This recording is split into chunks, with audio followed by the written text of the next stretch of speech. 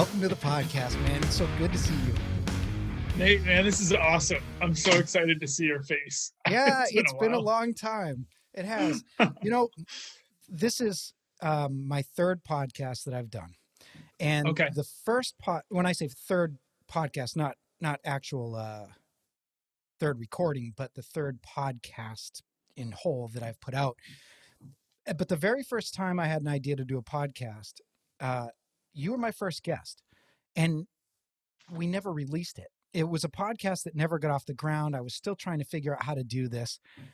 And then when I had my second podcast, the Vermont Outdoors podcast, it was really focused more on Vermont. So, I really didn't know how to fit you in. But with this podcast, the Throwing Sparks podcast, this podcast is about talking to people that are high performers in any discipline, whether it's sports, whether it's business, whether it's anything in life. And I mean, on the absolute top of the list as far as high performers go was I've got to talk to Kale. Oh, by the way, cheers, brother. Cheers. This is quickly becoming my thing. Last one I was drinking a little scotch too, but I'm totally into it. Good. Maybe hopefully soon we can get together and have one. So, oh my God, that would be awesome. For people that don't know you, the reason why I brought you on is you are, first and foremost, in my mind, from my experiences, an endurance athlete. You're also a lot of other things, but there's so many people that do endurance events now. Endurance events have become very popular. And 15 years ago, the idea of running 100-mile or something, people hadn't heard very much of it. It was very much a fringe sport. And when you told somebody that you ran 100 miles, their heads were blown. Nowadays, not so much anymore. The mainstream running magazines regularly feature 100-mile runners, and there's a lot more events. And so 50 and 100 milers have kind of become a little bit more of the norm. Right. But what you've done is gone way, way, way past what most people think is already the excessive side of the endurance sports. So let's talk a little bit about let's ramp up a little bit. Let's go through your ultra resume a little bit of how did you start? What was your, bring me right back to the beginning, your first athletic event where you started to head this direction. I would say it was, you could go back literally 20 years, my senior year of high school, when I had a huge ADHD, right? And I had a really hard time with just paying attention in school. So I wasn't a great student, and I was ineligible for cross-country running, which was like my sport. Why is that? Grades. So what I ended up, yeah, sorry. And so I was like, well, screw it. Can we swear on this? Absolutely. We're having a conversation. You talk exactly you want. Get it all out. So it's like, yeah, exactly. So I'm like, well, fuck you guys. I'm going to go do a triathlon. And so I started training for triathlons as a senior in high school, because that was my only way to kind of use my outlet, which really that's an outlet for most of us, right? It's an outlet for something sport is. And so from there, I did that triathlon the fall of my senior year. Immediately, I was like, I had spent a time as a douchey triathlete for a while. I did. We're making friends right off the bat here. You know what? And I'm still a douche. All right, I'm still a douche. So I did a half Ironman, and then at 18, that's still pretty young for a half Iron. Sure. So. And just immediately, because we're going to work up the steps. Sorry to interrupt you. Oh, sure. Half marathon. Yeah. Help. Oh, you said half marathon. I was thinking a half Iron. Okay, half Iron. So what are the distances for half Iron? So it's a 1.2 swim, 56-mile bike, and a 13-mile run. Okay. And as an 18-year-old, that's actually that's a pretty big challenge. So it was immediately from there. I'm doing Ironman, and it took me like 8 years to get to Ironman, not only physically, but at that time you're going through college, moving for work. And eventually I settled on it and did my first one in '08. And immediately from there, there's something in us, in a lot of endurance athletes, that makes you, well, I didn't die, so what's next, And immediately after the Ironman, I was like, well, I didn't really train for that. I had a busy summer that year, and I did Ironman with minimal training. So I immediately started looking for more. When you say minimal training, give just a rough idea, because everybody has a different Yeah, sure. definition of what that might be. Just a handful of long bike rides. I actually ran my first ultra marathon in '08. That year. I ran a 50 miler at Pineland in '08. And that was one of the kind of this, oh my God, I'm totally, this 6.5% beer is going straight to my head. Good. This will be a more interesting conversation. So it was, it was '08 that I did a 50 miler at Pineland, which is 12 years ago. And it just feels like a lot longer. And then I did Ironman like a few months later at Lake Placid. So, I don't know how fast you want to build up to all of this, but well, I mean, it's a progression. So you've done an Ironman, and then you get done with the Ironman, and you say, okay, what's next? I did that. Yeah. What's next? Yeah. So fast forward to late '08, I have moved to Presque Isle, Maine, which is like way up by Canada. And I'm browsing on the internet at work. And I was like working in a ski and bike shop, and I come across this thing. I don't even know how. It's like back page internet style event called the Deca. And this is like not a high dollar event. And there are nothing but spreadsheets showing results, and it updates every 5 minutes. So all you see are names and numbers, and you just watch it refresh. And I watched this guy, Pete Lefferts from Florida, I watched this guy, Pete Lefferts from Florida, finish the Deca, and I was like, holy shit, like this is amazing. So I sent him an email, and he responded to me right off the bat, like within a day. And I was like, this was amazing to watch. You do this incredible event, which is a 24-mile swim, 1,120-mile bike, 262-mile run. And he was so freaking chill. And he's like, yeah, you should do the triple. It's in Virginia next year. And I signed up like the next day for '09. And then everything just kind of catapulted from there. Just the ultra tri kind of life. So it's been about a little over a decade. So much to unpack in that. Oh my God. There's so many races. When you really, that's so easy to say. Oh, I did an Ironman, and then I moved to a Deca. First, just, I'm glad you explained Deca means 10 Ironmans in one shot. And we'll get into it a little bit, but there's two different ways to do a Deca. You can do all the disciplines at one time. So you do the full, how much? Yep, and that's called the classic or continuous. Classic. Okay. Yep, which is the full Monty, each distance in chunk. No time, there's no time constraints. You just, once the clock starts, it doesn't stop till you're done. But there is a cutoff, but there's no structure built in. You're kind of depending on when you need to sleep. That's basically all it comes down to. And so to paint a little bit clearer picture for your first Deca, how is the swim done? Is it open water? Is it a pool? How are each one of these things staged so you can do these kinds of mileage? Absolutely. So in the continuous or classic Deca, it's 24 miles. This is like longer than the English 24-mile swim. Yeah. So you're not necessarily, it's not safe to do it in the open water because you're going to be swimming in the dark at some point. So it's generally done in a pool, which is very mind numbing, and there's a lot to it, man. How long does it take you to swim 24 miles in a pool? How long did it take you that first time? Well, I know it's not your strongest event, but so I don't swim. That's number one. I just don't swim. I hate it. I think it's boring. And to boot, my first Deca was 2012. And at that time, I was the youngest and I still may be the youngest man on earth to do it. At the time, I was the youngest person to finish a DECA. And so I had gone in with no swim training whatsoever, and I was seriously ill all night because when you don't swim train and you're not used to the weightlessness for an extended period of time, and also there's chemicals, there's pool chemicals. Yeah. You're just nauseous, man, and you just deal with the nausea, and everybody in the swim pukes.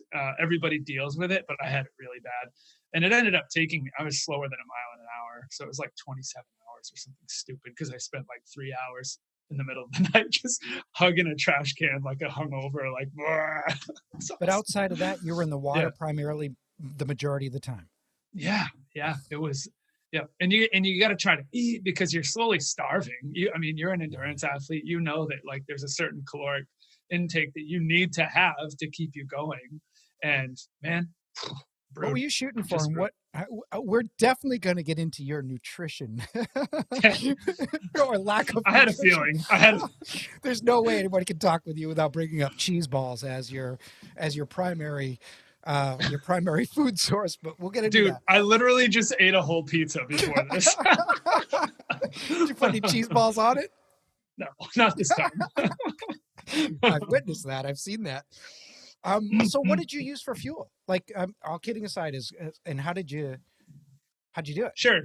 So the swim, you got to take in a lot of liquid calories because things just sit there. With the odd like full meal every 3, 4, 5 hours, and you get to learn what works for you, and everybody's different. And by the time I had reached the 2012 DECA, I'd already done I think 2 triples and a double and a quintuple iron. So and these are all big finishes in themselves, right? So by the time you've gotten to this point in the DECA, most people don't just jump into the DECA. You have a progression that you need to accumulate some big finishes that are gritty and usually very dark before you can hop into these races. But yeah, so fuel in the pool is pretty straightforward. You just take in what you can and just deal. But you don't use I don't know if you do now, but you didn't ever use anything like gels or endurance powders or anything. You primarily fuel on real food, right? I cannot do the performance like the usual performance things that people do. It tastes like shit. They're not good, and there's maybe 1 or 2 things that I'll use on the bike, but overall, even on runs, like any run at all, I'll use some sort of real food. Yeah. Okay, so you finished the 24-mile swim, and you move on to an 1,100-mile bike ride. What's the arena for the bike ride? So the bike ride, it depends on where the course is, but this one was in Mexico, and we did it at the I think it's called Parque España, which is a 1 kilometer loop. No, and this was like, we're talking hamster wheel, man. And this course was especially bad, and people were dropping because of it, because it was so rough. The pavement was brutal.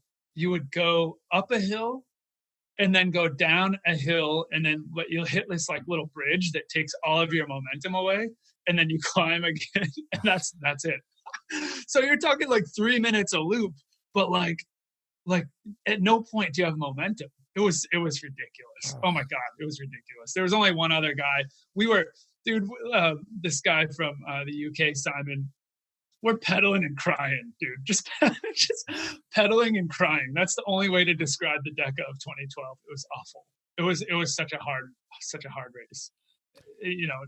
Not only because I didn't have the foundation, and I was doing it at a very young age, but just the conditions were brutal. Oh, absolutely. And how long did it take you to do the ride? The ride, I think, was like 5 days ish. So we were like 200 plus miles a day, pretty much. Yeah. That's a lot. Yeah, it was quite a bit. But and how about sleep up to this point? So you've swam for over a day. You've been on the bike for 5 days. Yeah. What's sleep look like at this point? Well, I finished the swim and I was so frustrated with where I was at in the swim. Also, I was into day 2. I just decided to get on the bike and go. I didn't sleep at all in night 1. So I think I went, if I remember right, I went like 38 hours before was before I considered sleeping on the bike. I wanted to kind of, not that I was racing Simon necessarily. I wanted to close that gap a little bit because I was like way behind. He was way faster on the swim, and it was only 2 of us, and you're like, you just don't want to be that guy that's out there 3 days after the Yep. first guy finishes. There's a small competitive edge that keeps you going, but I've been in that spot at the peak 200. That's something that got in my head, is feeling like everybody around there is waiting for you, and it's a very strange, unnecessary internal pressure that you put on yourself when you're in the dark places. That is the worst feeling in the world. Is like, here I am doing this selfish pursuit, and people are just sitting there waiting, even though that's not probably what they're thinking at all. Right. It's they're what like, you think about their thinking. You're putting it on yourself. Absolutely. Yep. Yeah. I love that philosophy. It's like psychology stuff. It's like and it's so easy to think about the psychology of what happens to you, especially if you've been through it a bunch of times, but it doesn't make it almost any different to change when it happens. Even though you're aware of what's going on, you're so raw that you just you have the slightest thought, you have no ability to just control it. It just, everything comes to the surface. Absolutely. It's there's nothing more real than just being a couple days into an event and you're just peeled down to the bones, like emotionally, and you're just like, the whole, like, just riding those waves of raw emotion. I love the lows just as much as the highs, because it's like, holy shit, this is grand, like grand scheme, like waves of like, crests and troughs. It's great. It's so fun. Most people don't call that great, but it is. You will never feel more alive. You might never feel more destroyed, but there's an incredible presence of being alive when you are stripped down that raw. Absolutely. And I've been stripped pretty raw, and I can't imagine. We can get into this. Yeah. This is a reason why endurance athletes almost instantly create a bond with each other, because there's a place that you go, and whether it's in a 50-mile running race for the first time or whether it's a Deca, there's a place that you get to where there's a whole bunch of different ways to describe it, but it's just dark. Your thoughts are dark, your body's dark, everything feels bad. You have issues that normally would be minor that are major head traumas, like blisters, swollen feet, things of this sort.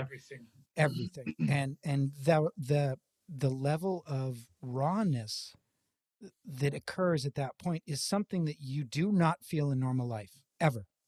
I mean, not in our normal lives. Maybe if you're a refugee trying to escape a war-torn village and you've got to be on your feet getting your family out for 10 days, maybe you do experience that kind of lowness, but most people in their everyday lives do not. Yeah. And then there's a lot of psychology into why would you purposely put yourself there? And there's an out-of-the-box discovery about yourself that exists getting through these dark places, right? Oh, 1,000%. And yeah, so I guess to draw it back somehow to the bike or the sleep. This is all tied together, right? So by the time, on the bike, we were doing like 2 hours of sleep at a time, maybe 1 in the morning, 1 in the night somewhere. And, you're just, when you're on a bike in an ultra situation, there's something about you just, like marinating in your own thoughts, and it is like the blackest place imaginable. And it's not like ultra running where you're kind of like engaged in each footstep and where you're going to put your foot or any of that. There's something about you just sitting on a bike on a flat road, and you're just like, you're just thinking, and like you're just taking everything in. how did somebody look at me when I pedaled by? And you can take it to heart, even though it just might have just been a passing glance. In your head, it's like something catastrophic. They're judging me, blah blah blah. And I'm sure sleep deprivation will bring in something like that, and sleep deprivation will make that worse. But it's just it's really fascinating how your mind can just, it's like, I kind of consider like you're looking in a mirror with another mirror there, and it's just reflecting back and forth and back and forth, and it's just getting like more distorted. It's very strange. It is strange. Maybe that's what it's like drugs. Maybe it's like a cheap psychedelic in a way.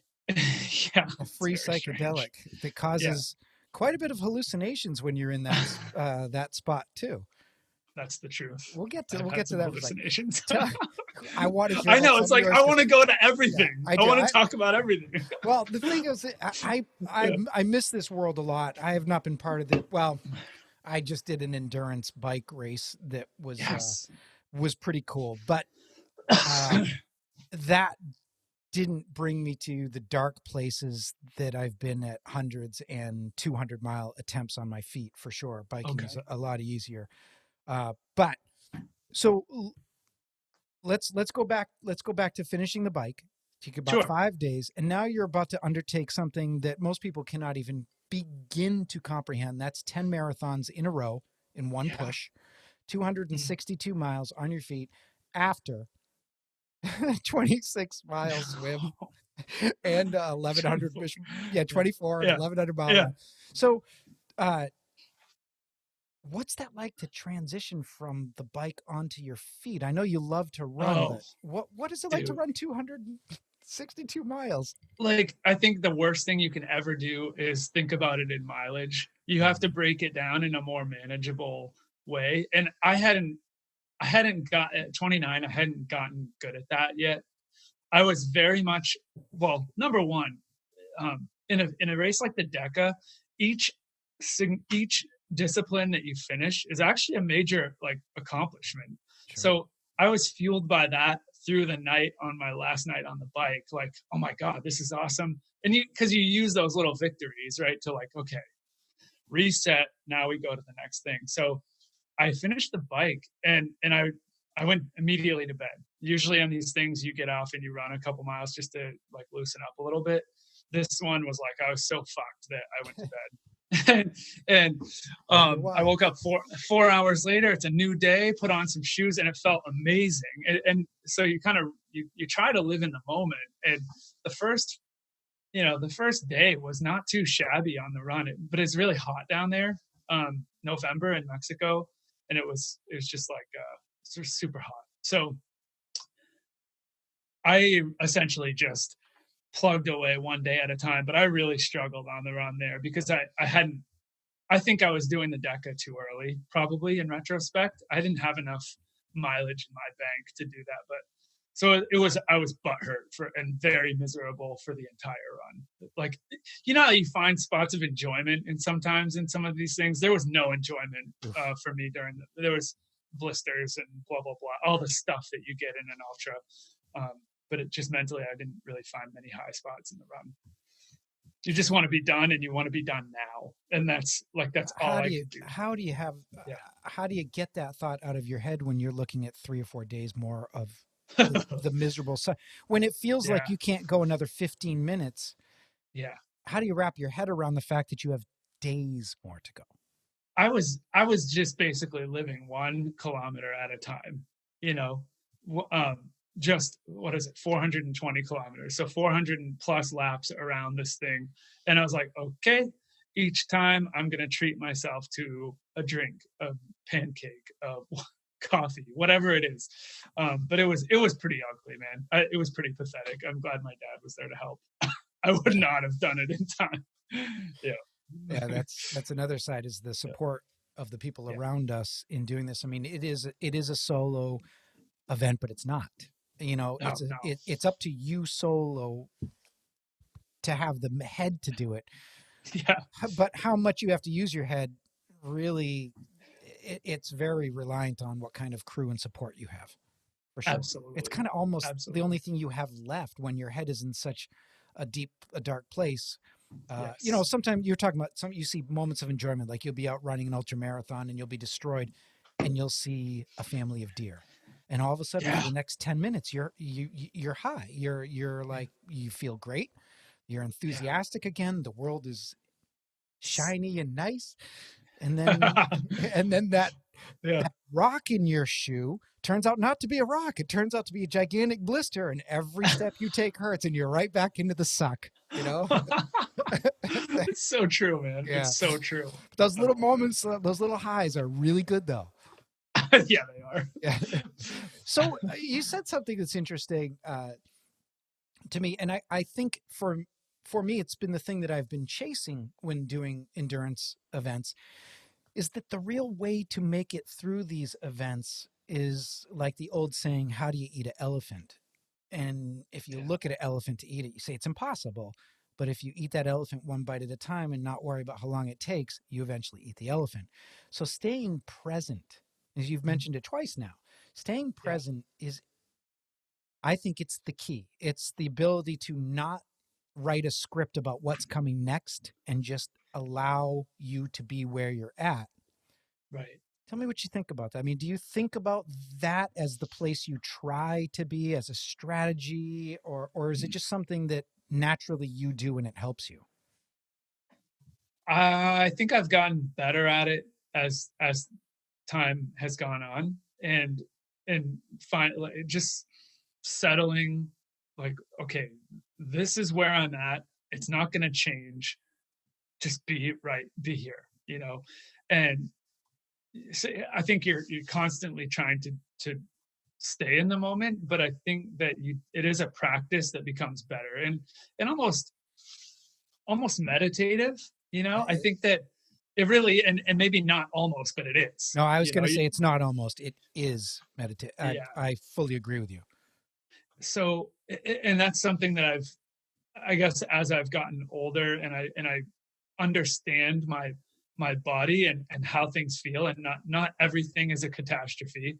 There's always small problems, but that's all they are. And unless there's bones sticking out, you just keep going, you Yeah. know. Yeah. That's and generally there's not bones sticking out. You sure hope not. Although Jesus, I I hope not. have been to some ultras where people should have absolutely quit, who had major issues and Right, didn't, like right. a broken toe or there are some people that Yeah, have the mental ability to go through pain. Like I'm quite convinced someone like Dave Goggins or somebody could physically run themselves to death. Like they would continue to run until they drop. They have a mind that is stronger than their body, and they would literally be able to run themselves to death. yeah. I do That's believe that. there's and that I guess that's one area that I have seen in terms of like maybe not mechanically, but but internally, and we see it in multi days all the time. Things like renal failure, uh, you know, Yeah, that's bad. things like that. Rhabdo, myeliosis. But other than that, yeah, you can. Most people, if you're structurally sound, you can just go. That's something I tell people. Like people are like, "Oh, I could never run 100 miles." I'm like, first of all, you have to stop saying that because the yeah, first thing you have to have the will to want. You have to want to do it. You really need a right, reason to do it. I find right, I need a reason to do it. Then you need a certain amount of physical ability, mechanically. Your joints need to be, able to handle that kind of pounding. But right, the key to doing any of these endurance events is your mind. And I'm right. sure you've seen it as many times or more than me, somebody that is physically a monster that drops way, way, way too early because their mind isn't, they haven't trained their mind enough. And it's Dude, hard to train your mind on these because the only way you train your mind is by doing it. I've seen that on two ends of the spectrum. One, like you said, you see this very able-bodied person that just mentally, like, they're just not in the place where they can handle adversity. That's number one. There's a lot of that out there. I think one of my largest life lessons in sport was in 2010. I was in Mexico for the quintuple iron, the 5 times iron, and that year they were attempting a double Deca 20 irons, and Who's yeah, they? there's only dude, and these people are all friends of mine.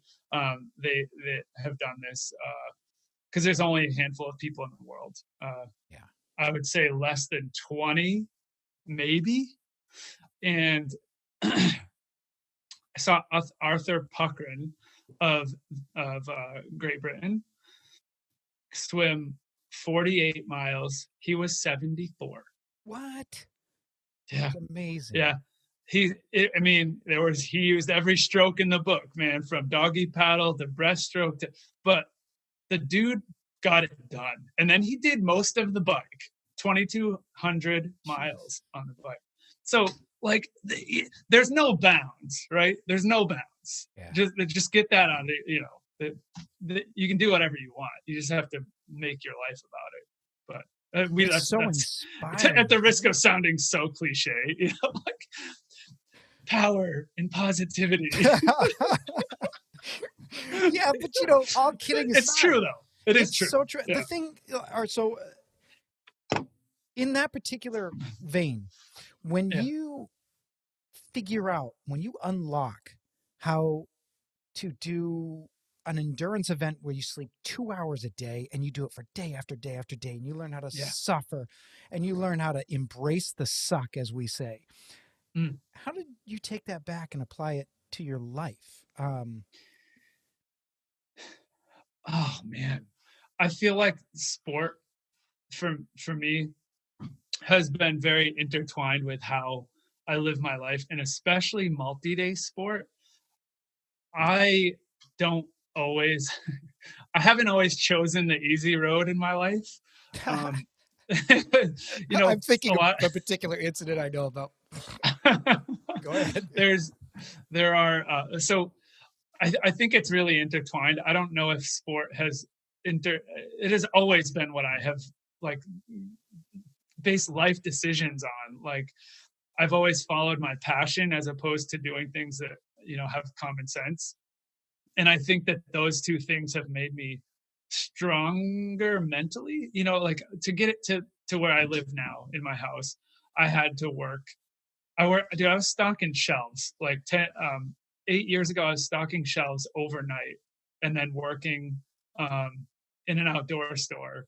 And sometimes I wouldn't sleep for like 3 days because I was just trying to make money like, could I have made money more than $7 an hour? Probably, you know, but I wanted the hardness of like, I'm not going to sleep, but I'm still maintaining this active lifestyle. And I also have a day job and a night job. And I think that honestly, those events and also just learning how to deal with being fatigued and tired has really helped. And I guess it is a chicken or the egg, because I know, like, I can grind. You know, if I have to stay awake for a long time, or if I have to put my mind to something for a really long time, there is that DNA there from these events. How much do you think is DNA or a natural ability versus a learned, you know, learning how to quiet your mind and stay present versus you have that a natural ability to handle maybe not adversity, but at least pain? Yeah. You know, what I mean, from the people that you've seen, and you're a coach, you coach a lot of people. And so I'm sure you see the very wide range of spectrum of what people limit their capabilities by their belief of themselves.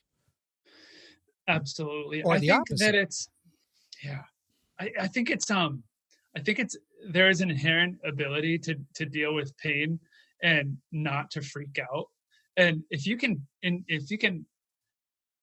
hold on to that pain and use it for something, then those are the people that succeed. But it's the people that encounter the adversity and just like freak out, throw their hands up, and like, no, you just one of my favorite lines. This sounds really cheesy, but I listen to a lot of like rap, but I also listen to like a lot of heavy metal, and I like everything. Anyway, this beer's hitting hard. All right, it's all good. That's why I told you to go get it. But I like this quote from DMX that's like, soak up all the pain and accept it in silence. Like, that is in my head all the time. Like you just observe the pain and here you are and just take it. And then you just keep going. Yep, the ability to separate yourself from the pain a little bit, to look at it as an object rather than something that, is you. Yeah, absolutely. Yeah. It's very, very similar to meditation and when you really being talk uncomfortable. Yeah. It's funny. Every time I hear an endurance athlete talk about adversity, I can't help but thinking about something that Andy Weinberg said to me. And Andy is the race director of the Peak. I'm sorry, not the Peak 500, but he's the race director for many ultra endurance events. And he was with Peak, and he's on the Endurance Society, his own company now.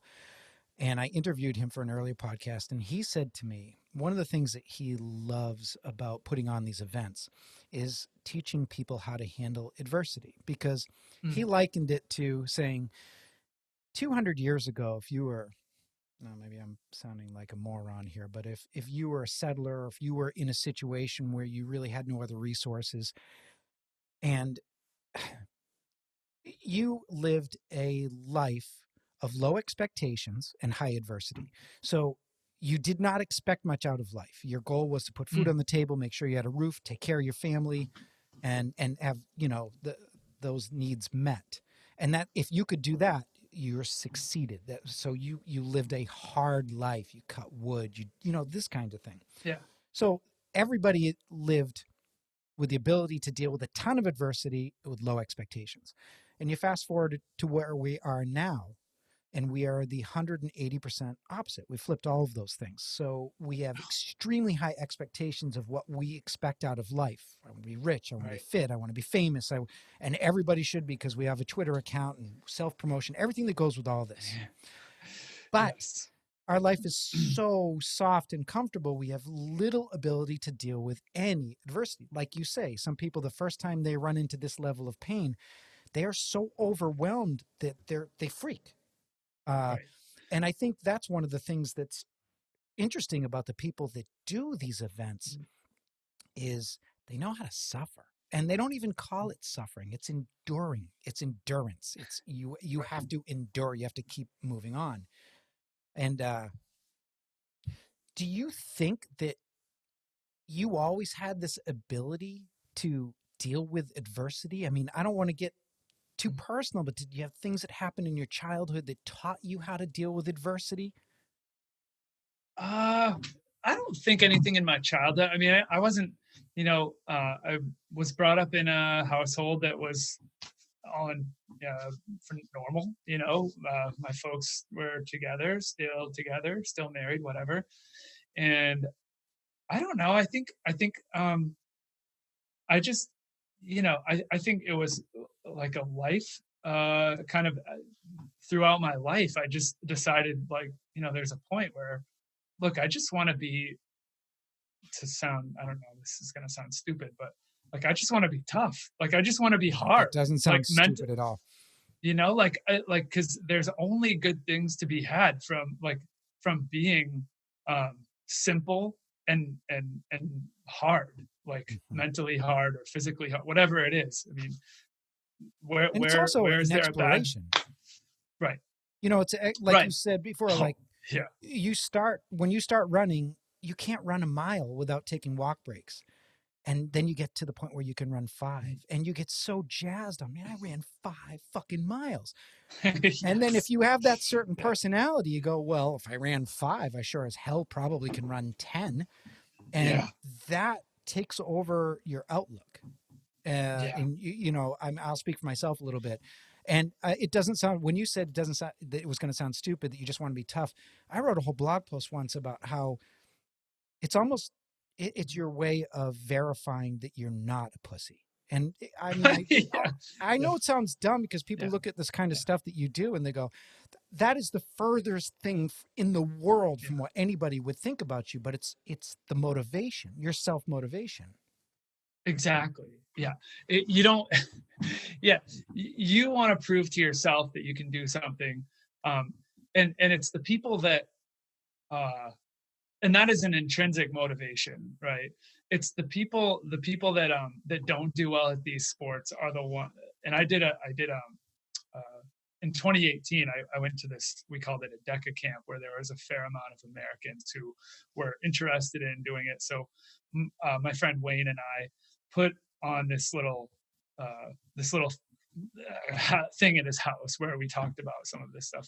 And I did a little thing on motivation where, if you are doing an event like this, just so you can post about it, you won't make it. You won't do it. If you're doing this to show people you can do it, you're not going to make it. But if you're doing this to prove it to yourself, that's the only way you're going to make it. And yeah, that's just a little aside there.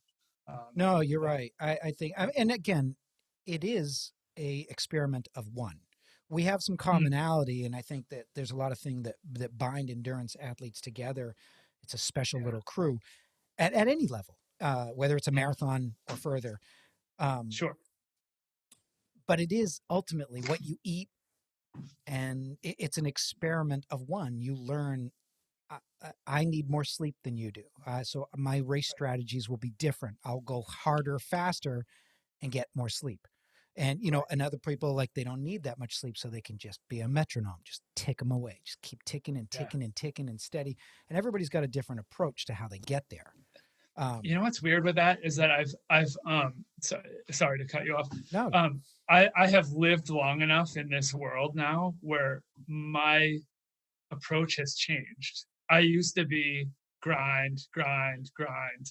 Now I am I'm fast enough to, so I did a second Deca in 2018, where I did the 1 per day format.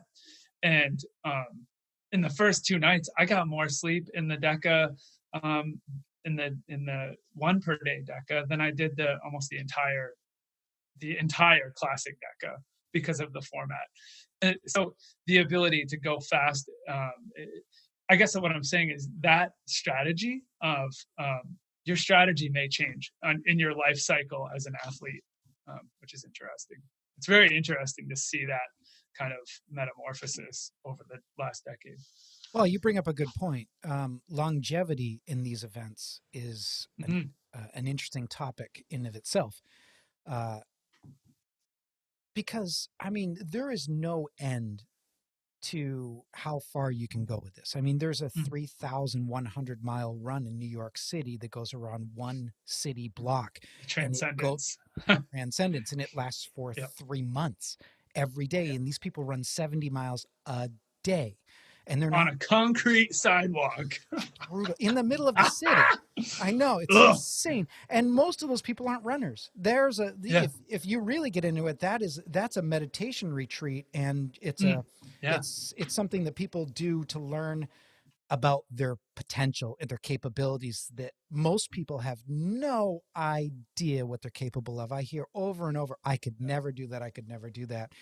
And you and I know, when we go to these events, you see people there that you would never on the street think that person can run 100 miles, or that person is going to, because they've got it up here. Right. It's the ability to grind. Yeah, absolutely. Yeah. So I want to skip gears a little bit. I want to talk about one of the most amazing things that I ever witnessed was you running 500 miles at the Peak 500. You are the 3rd or the 4th finisher ever. There's only 4 people that have finished it. And I was the 3rd, and then Nick was a few hours behind for the 4th. Yep. Nick's done it twice too, hasn't he? I think he didn't finish it twice. He went to mile 460 the year before he raced with me. And then he had to bail on the last day. Can you imagine? Oh, that's, I don't know. You'd be thinking about that for many years. Yeah. And that's, and he got his retribution the next year. So yeah, he did. It was fun watching guys duke it out. So there's a million stories online if people want to read about the details, some of the details of what you went through. But let me paint the picture. The course is a 10-mile loop, and it is not easy. I think it has 1,100 feet, if I remember right, 11 or 1,200 feet of elevation, something in that range. Yeah. Not only does it have a bunch of climbing, you're climbing up a mountain and then down a mountain, but it has wet areas that you cannot avoid. So not only are you dealing with the fact that you're trying to run 500 miles, but the fact that your feet basically are never going to be dry.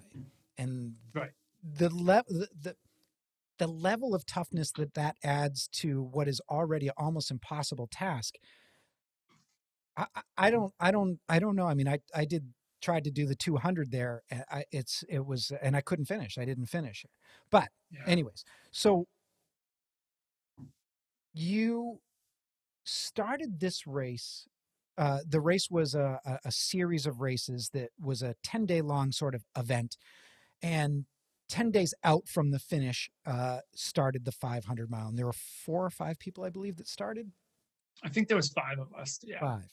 Okay. Yeah. So the first 2 days, it pours. And oh my God. tell Like me, not even just pours, but like torrential, like Vermont mountains downpour for 2 days. Yeah. before we get in a little bit deeper, what sort of issues does that cause when you can't get dry? Well, and not only can you not get dry, your skin stays wet and pruny. It's not. This isn't a race that you go to and there's beds and there's like dry place with a nice wood stove and you can hang things and it's dude, we're going into a barn the size of somebody's living room, where everything is just dank and just this perpetual rain where like you just cannot get dry. So you've got skin that's like starting to one day in. I think we did all right. We covered like 80 or 85 miles in the first day, in the first 24-hour period. It was too fast for the conditions, but Yeah. we we're changing shoes and socks every lap. It was 10-mile laps, and man, by day 2, you just knew. You're like, oh, we're in for it now, because you're taking your shoes and socks off, and you're going, we still have another week here, like, and it ain't gonna get better, even if the sun comes out for the rest of the time, your feet just do not get dry. It doesn't matter how often you change things, because there's standing water all over the place, and we're just mucking. Oh, I miss those days. Goddamn. That's not a normal response. It is not a normal response. Oh, I so don't awesome. miss that. I hate feet issues. I mean, when your feet get macerated like this, what the military used to call swamp foot, and Right. swamp foot in wars would be the decisive factor over battles being won or lost. I mean, it's a major thing when you can't put weight on your feet, especially when you're trying to run 500 miles. But when your feet get macerated, people I get an idea, they're all wrinkly. But if you've never had it before, it's not the wrinkles, it's the fact that there's blisters in the seams. And they really, really hurt. Yeah. It became a thing where you almost had to just do like a triage every lap. And I would be taking, it became so time consuming that as the race wore on, you're like, God damn, I can't spend an hour every lap doing this, because it's gonna. I mean, if you in a multi-day race that long, if you spend an hour here and there, you're wasting an entire day.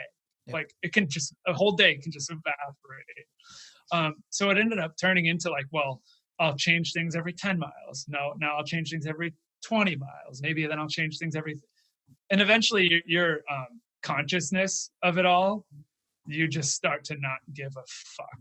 It's like a downward kind of like, I remember on the last day, I didn't even take my shoes off because I didn't want to look. I knew it was that bad, And it was.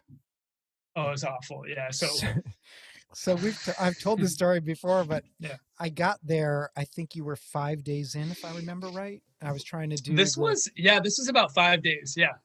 So we were 5 days in, and it was beautiful when I got there. The weather was nice, and I got to catch up with you, and I looked down on your feet, and you've got, was it Kmart? I think Kmart or Walmart. Walmart. You have shoes. Walmart shoes on your feet. Now, so the first thing I said to you, I'm like, what the fuck are you wearing? What? That was exactly your words too. Yeah, I was like, I had given you a whole bunch of shoes. I was writing the shoe blog, and I had shoes, and we had talked about Skechers.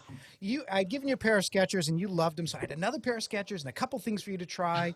And it's like, here, take these. And you came and you had some shoes. So I was all excited to see what you were going to be running in, like what you're going to be wearing on your feet. And so I looked down at your feet. I'm like, what? I mean, they were the jankiest looking pair of sneakers I've ever seen in my life. I mean, they look like they were made out of the stiffest nylon, and they're brutal. And you proceeded to tell me that the shoes that you had started in and run close to 200 miles in had gotten too small. Your feet had grown so much. Yeah. That you sent your wife to get some new shoes. Yeah, at around mile 180, I was like, I can't do this anymore. And I'm guessing is maybe a mixture of the mileage and the terrain, but I think just having everything so wet for so long, just for whatever reason, like everything was aggravated. But yeah, so Nicole got like, I wear a size 11 normally, and she went to Walmart, got like 2 pair of size 13s. Oh, they were like, I put them on, and it was like all of a sudden, like, the angels are singing and sun shining down on me. It was great. It's the little things. Yeah. Oh, totally. So when you went on to finish in 9 days, you finished in under the 10 days. You're on the 10th day or in the 9th, and you had to go to the hospital. Your feet were really fucked up. What happened? So I was that is what I alluded to earlier. I knew my feet were getting really bad. Pressure, felt like pressure, just a lot of pressure. And I finished the race, and I was just like, I just want to go to bed. We rented a room in town in Pittsfield there. I woke up, man, and I put my feet on the ground, and it literally felt like they were going to explode. Ugh. And I was like, well, I'll tolerate it. So we actually drove home. I probably should have gone somewhere in Vermont, but it was only 2 hours to get to where we were living at the time in Laconia. And I went into the ER, like limping in, and I'm still fucking grimy, dude, super grimy from running 500 miles. And I go in the ER, and I'm like, and the doctor or nurse, whoever it was, comes in, and they're like, okay, what's going on? And I told them, and they're like, so how did that happen? I was like, oh, I just finished this 500. And they just like, what? Like, they didn't, it was like totally glossed over. They probably, and so they actually made me come back to the ER every other day after that for the next week, because they wanted to make sure there wasn't like gangrene setting in and whatnot. So it was pretty wild. Yeah. But and did they have to do anything to your feet? Did you lose many toenails? Did you lose all your toenails? Not toenails, but just I forget what it's called. It's like an infection. Oh shit, I forget what it's called. Like a staph type infection or something like that. Yeah, kind of. Yeah, strep. Yeah, whatever. Something not good. Either way, that ruined me actually for the next year. I went to Infinitus that next year. And I made it like 180 miles in, and it was too fresh, because I had to take like a month off from work after that because my feet were so fucked. And I actually DNF'd it Infinitus the year after, because after 180, I was like, oh, I feel it coming back. That's it. I'm done, because this pain was too fresh. But yeah. Or you're just being smart. One of the two. Maybe. It never feels smart. When you. Yeah, let's talk about DNFs. How many DNFs do you have? A bunch of them?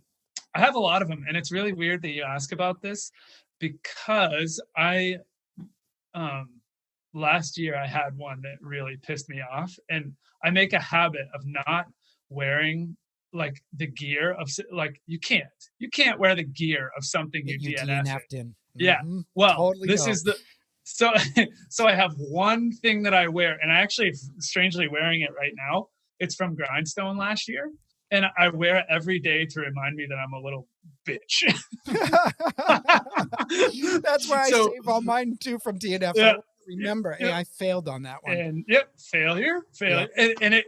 And people like us use that as fuel, not as like to beat yourself up and lower your self-esteem, but you use it as motivation to get out the door. But DNFs, I have a lot of DNFs. DNFs, in case anybody doesn't know, DNF is a did not Yeah. finish, just in case anyone. Yeah.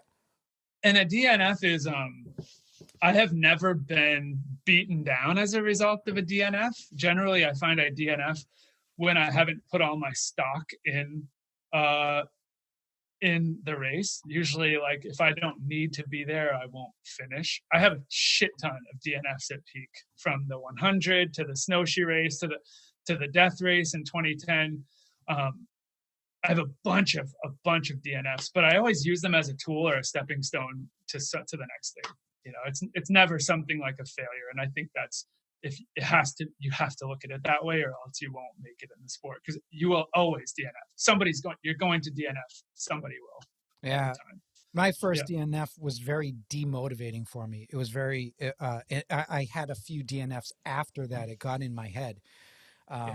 It does too. Really you get a string of them going. Yep. And then all of a sudden, like, maybe I shouldn't be doing. Maybe I've lost my mental edge. Yes. And it doesn't feel good at all. That was happening to me in around 2010. I had a good string of them for like 3 or 4 races, and you're like, "What the fuck is wrong with me?" And then you stick one out in a place of adversity, and then you're back at it. Yes. Yeah, I do have it. Yeah.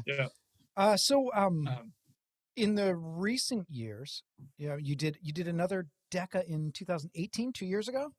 Yeah, 2018. And what else? I mean, you've done some. It's funny. I follow you on Facebook, and we chat once in a while when we run into each other. But it strikes me that you don't train like I trained. You have a very different way of looking at us, and I can't imagine just going, I think I'll jump into that 100 next month and just tune myself up a little. I can't do that. You seem to be able to almost do a couch to 100 miler whenever you want. Maybe I'm underestimating how much you do get for exercise, because you're always moving. I'm always moving, but I don't. And this is an interesting concept for me. I guess to almost circle it back to the beginning when we were talking about mental stuff, I feel like my training is completely hinged on the mental piece of like, am I ready to devour this type of mileage? And that is my and I know when I'm ready. To put a 2018, I broke my neck in April. Yeah, that's right. I was back on the bike by early July. But I wasn't running, doing a lot of mileage. We were just getting the business going, the yoga studio. So I knew that I wanted to do the Deca after speaking at that Deca camp. And I was like, okay, I'm going to do it. And the only thing that got me ready for that, I just decided to ride my bike to Lake Placid in one day from New Hampshire to Lake Placid. I knew that if I could do a ride like that, I could do the Deca. How many miles is that? It's about 200. And it was a solo effort. I cracked like I haven't cracked in a long time, man. He says it with a smile. Oh, it was great. I was going up to Lake Placid, and I was just bawling like a freaking 5-year-old on my bike. It was dark. There's cars going. It was good. But and then this, and I guess to fast forward to this year, where I just did the Dude Tour. I don't know if you followed that at all. I was not ready physically for that. I don't think. And so this was a double iron off-road. So we did, okay. So let me tell you about it, because this just happened last month. So we did it. There's only 2 of us, myself and Wayne, and we did it in North Park in Pennsylvania. And it was I brought my gravel bike, and I really should have had a full suspension mountain bike. And so it's it was 224 miles. Dude, we did an Everest. It was an Everest. It was about 30,000 feet of gain. And very rooty, rocky, technical, tons of climbing. And then the run, of course, a double marathon. I still can't, my the balls in my feet are still very fuzzy. Like they were very numb for a little while. But that I didn't train for. I just mentally prepared for it by doing a few key workouts. You know, I think just being able to accept the pain is what helps with that. How do Yep. you do mental workouts? I mean, I've got my method, Yeah. but Just and I've seen my buddy Sherpa John, like in the winter, get before he goes out and run, just stand in the tub and get his feet completely soaked, and then go out for a marathon in the cold. I mean, everybody's got their own little tweaked way of preparing mentally. Yeah. What do you do? Is it? I don't do. What's that? I don't know if it's lack of sleep. You'll go lack of sleep, or what? What do you? How do you practice or testing if you're there? Yeah, I think it's a you're on the bike pretending that you're there. It's visualization, and I think that's really all. That's all it is. I used to do weird shit, and I still do here and there, like carrying stuff up mountains, you know, like obstacle style almost. I don't do that as much anymore because I don't feel like that's what helps me. Yeah. But ultimately, just lots of trying to mimic the course and putting myself, okay, maybe I'm only doing a 50-mile ride, but I'm pretending like I'm, you know, a full day without sleep and doing it. Yeah. I know that sounds weird, but it works for me. Yeah. I get visualization. Visualization is it's definitely a big part of it. I think I ran 5 miles this morning. I haven't been running. I ran 5 miles, and by the 3rd mile, I'm feeling really good. I'm like, man, I got to do another 100. You know, it's like, no, what are you doing, man? But you put yourself, I know what you mean. You put yourself in that place and go, okay, if I was doing 100 right now, and I wouldn't feel like this, I would feel like, and then what would, you know, I mean, I know what you're saying. I used to work full day and then eat dinner, have a couple drinks, and wait till the kids went to bed at 9 o'clock, and then go out and run until sunrise, you know, to practice sleep deprivation. And I know, so the first time I ever met you, I went into where you were working, and I have another buddy that's there, and he went, oh, we have somebody start today. You need to meet. He's even crazier than you are. He's nuts, you know? And I think that's how we first met. It's a hell of an introduction. I do remember this. Yeah. I remember that day. Yeah. Yeah. But and we geeked out about shoes and shit. And I'm like, I don't know if I can talk to this guy. I thought I was a badass. I'm like, this guy's playing a different game than me. But you used to ride your bike from Laconia to Concord in the snow, and then work, and then ride home, and then do your night job. Yeah, dude, when I met you, that was at like my highest, lowest point. Like at that time, I was, that was when I was really not sleeping. And things were like, you know, like I said, I make a lot of decisions, or I used to make a lot of decisions that like were based more around my passion than like common sense. And that was one of them. And man, I was tired, but it ended up paying off. I mean, that next year, you know, is when I did that Deca, but that was a hard road. Those like 20, you know, you're commuting 50 miles round trip, you know, and it was snowing. It was stupid. I would go back. You're doing it on a skinny tire road bike too. Yeah. I remember like rolling in and like, they would get so pissed at me because I would put my bike in the back room because it's Concord and you don't want it to get stolen, and it would just melt off, and the fucking like lake of salt and dirt in there, like they loved it. Oh yeah, I'm sure they loved it. I'm like drying my things in the insole like temperature insole oven. Like I was putting my hats and putting my underwear in there. Smelled good. You must have been your coworkers must have loved you. Oh God, yeah. What the hell's that smell? Oh, Kale's got his underwear in the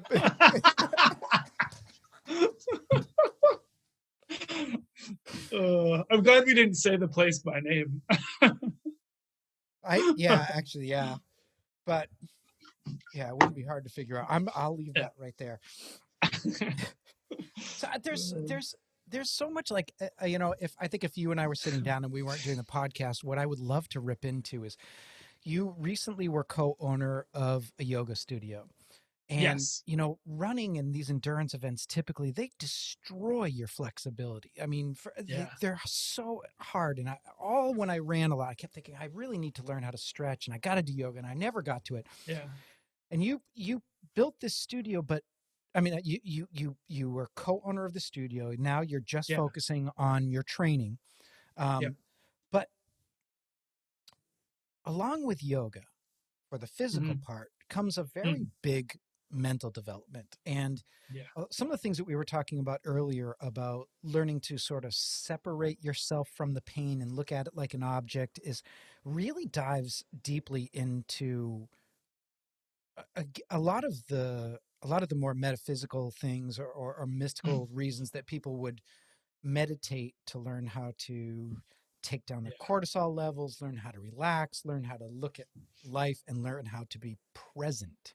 Sure. How much did you find that your ability to stay present and do these events translated into when you're learning how to be present just for the sake of quieting your mind?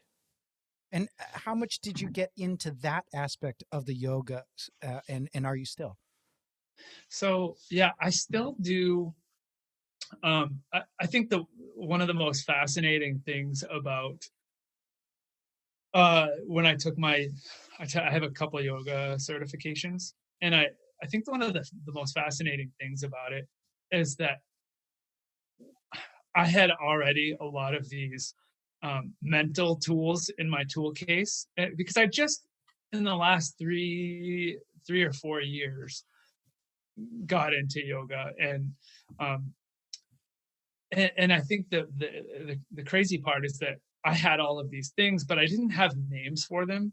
And yoga has it actually gave names to all of these things that that I was kind of working through mentally: the ego, the just the ability to be present, and just some of these terms where you compartmentalizing certain things. And I just thought that that was really interesting. That here's this here are these thousands of years old Yeah. practices that have already unearthed this stuff, and I'm like, why didn't I figure this out, or discover this earlier in my career? But I think there's also this place of you have to mentally be ready to dive into those deeper things before you can actually like appreciate them. So I really found that yoga um, maybe did help me in a way, but a lot of those things were already in place.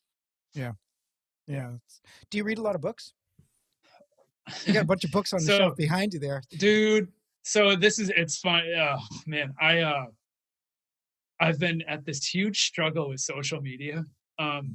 And I sound like such a hypocrite because I'm on it, or up until the last week or so, I'm on it all the time. And what I hate about it, I love that it keeps us in touch. Like I wouldn't still be in touch with you maybe if, you know, um, but it takes you away from things like reading. I feel like I haven't read a book in forever. So like just this week, I'm like, you know what? Fuck this. I'm coming away from social media so I can like sit down and read and have more quiet time and read less inflammatory shit. And um, I do enjoy reading a lot, and I really loved the philosophy piece in yoga. There's the sutras. There's so many great resources.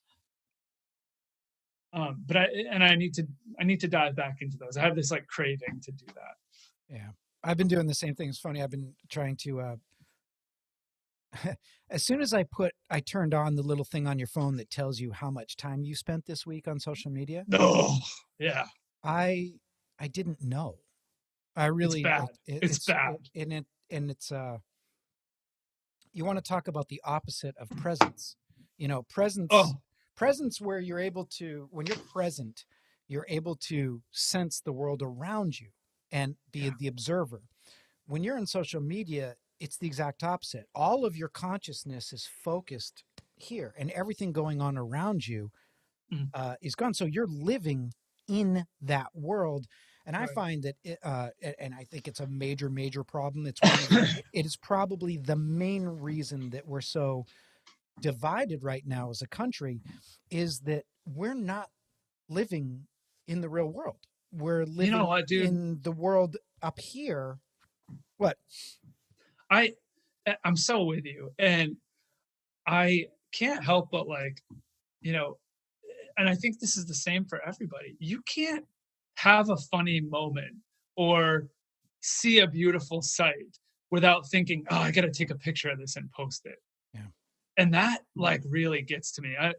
I've started leaving my phone, when I'm doing trail runs or whatever, just Me because too. it's like, you know what? Some of this shit's for me. Like, this doesn't have to, like, you don't have to share this with everybody. Yeah, I stopped using Strava about 3 weeks ago, and so what am I doing? I Oh, don't really give a shit how many miles. I mean, I rode the miles. yeah, I don't need to tell anybody about it. And I really found that when I was running a lot, I was blogging constantly, and it yeah, occupied so much of my headspace of, oh, I got to get a picture of this, I got to do that. I wasn't yeah. focusing on what I was Run. doing. I was more, Right. and it's like what you said earlier. If you're focusing on these things, so you can brag about it, or Yeah. you're gonna have a hard time really with the longevity of these sports, and you're gonna have a hard time finding a good deep motivator to keep you going, because that's not enough. 1,000. Yeah. Yeah. So yeah, I've So found lately true. when I want to look at my phone, I usually have a couple books going, and I say, okay, I should use this time to read, and maybe both of those times are wasting time, but on one I'm learning, and the other I'm just someone has hijacked my consciousness, Yeah. and I think in no uncertain terms, our collective consciousness has been hijacked. It's been hijacked by algorithms that feed you whatever they know you're going to watch next. And this attention economy is terrible for us as a species. And it really does fit into the things that we're talking about and these events that we do and the reasons that we do them. Because ultimately, I think I just said this earlier, you never feel more alive than when you're trying to continue to move through a lot of pain or adversity. And Right. when you get through it and you succeed in conquering it, that level of satisfaction is so much deeper on a deeper level than what it might be from getting 100 likes to a post. I mean, one is a drug addiction. Well, actually, they're both a drug addiction, to be Yeah. quite They're honest. both. They're Yeah. chemical addictions that we get in our brain. But Yeah. so I don't want to do too much commentary, but that's one of the things that doing endurance events can break you away from, is that dependence on everybody else, and you really have to go inside. You really got to go deep Right. to Yeah. make that happen. Absolutely. Yeah. Yeah, but it's hard because your business and my business is online, so you can't ignore it. It just You takes a can't. certain amount of discipline. And for people like us, that sometimes that discipline is hard to wrangle. If I What's that? have something, yeah, if I have something and I'm addicted to it, that's it, man. Like Absolutely. coffee, Sugar, co- cheese, like all of cheese it, balls. We all of never it, got man. into that. Your nutrition. Yeah, And I'll just touch on this because it yeah, always has to be said when we're talking to you that yeah, that yeah, your nutrition is atypical. yeah, When you're doing an endurance event, I was looking at this stuff when I got to the 500-mile race to run the yeah, 200. I was looking at your table, and there was two like 10-gallon jugs of cheese balls, of Kmart yeah, cheese balls, dude, and pizza so good. boxes, and I you must have an iron gut. I think during those long events, you can't help like but crave really high calorie or calorie dense things, and your body just turns them into vapor. I think I don't Yeah, even know but if they doesn't it make it to affect your your stomach. stomach?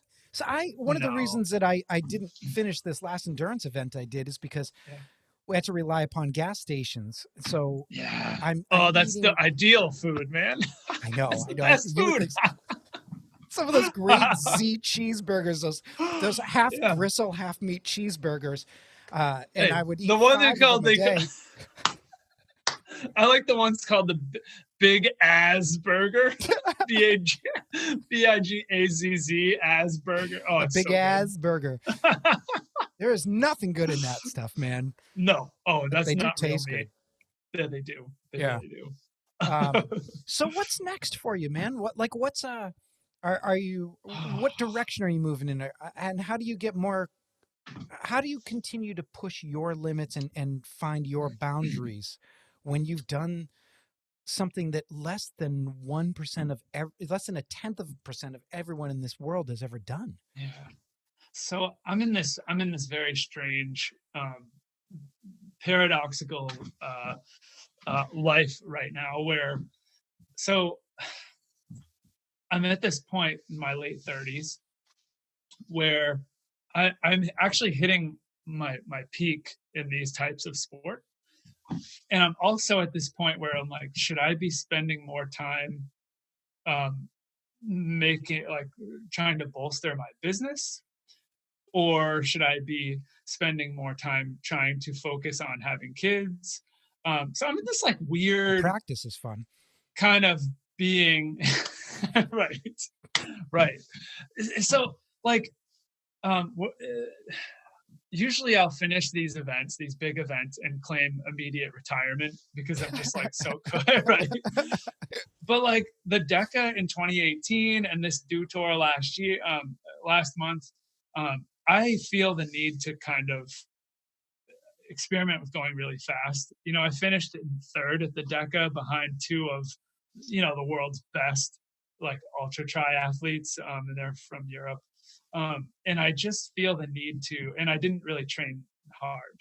So there's this part of me that's like, in this obscure world, can I go really fast? And I think I can if I train. Mm. Um, so it kind of hinges on whether we're having a kid or not next year and what happens from there. And I know that seems, it's just something that it's a goal that we both want. And so it is starting to take up mental presence.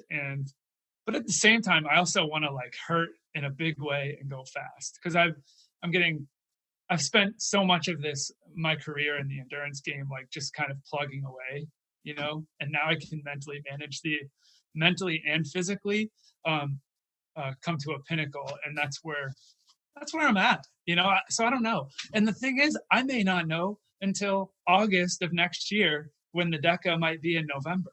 So I'll just maintain a fitness level, and then I'll like in midsummer I'll light a match and be ready. Man, So I wouldn't bet against you. oh, I wouldn't. I'm you're the man. sure. Well, it's true, man. I miss running with you, dude. I miss running Oh, and biking with you a so lot. much. Yeah. And there's so much more we could talk about. But I'm not going to take up too much of my time. The light's getting dark here. You can't even see me I anymore. know. I know. It's like, oh, it's getting dark so It's early such a now. different thing for me. My other podcasts have not had video, so this is going to be a whole new thing for Oh, me anyway. So I I trimmed love my it. nose hairs before we started. Like, gotta look Oh nice. shit! I didn't do it.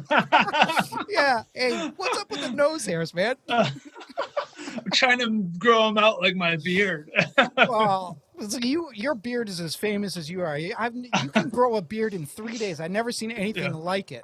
You just go like this, but now you grow a Yeah. beard. Yeah. It's awesome.